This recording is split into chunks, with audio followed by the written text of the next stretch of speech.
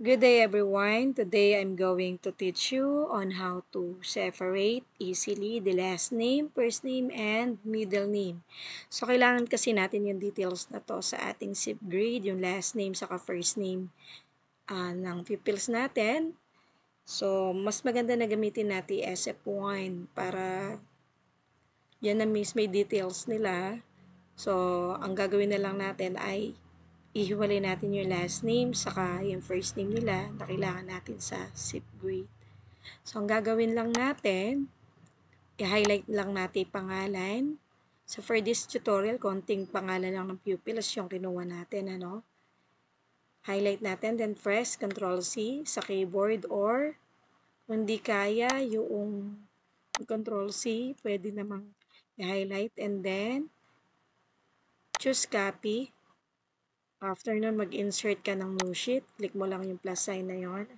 And then dito, magpe-paste ka lang. Ayan. So, as you can see, 4 na column yung na-cover ng pangalan ng ating kids. Ang gagawin natin, i-highlight lang natin yung column B to D. And then, click delete. Ayan, dilakihan din natin yung with ng pangalan. So, ang gagawin lang natin, kapag nandito na, i-highlight natin itong pangalan ng pupils natin. Then, pumunta lang tayo sa Data tab. Choose Text to Columns. By default, ang nakaselect ay delimited.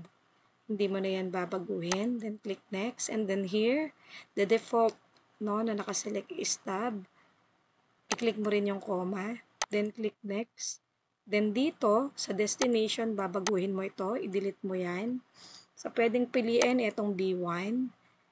Then, click Finish. So, as you can see, naghiwa-hiwalay na yung last name, first name, saka middle name. So, etong pangalan kanina, pwede mo nang i-delete yan. Yung middle name, i-delete mo na rin kasi ang kailangan lang naman natin ay last name, saka first name.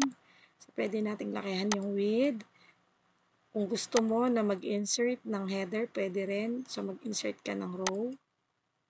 Kung ito, pwede mo lagyan ng label na last name. Then, this one is first name.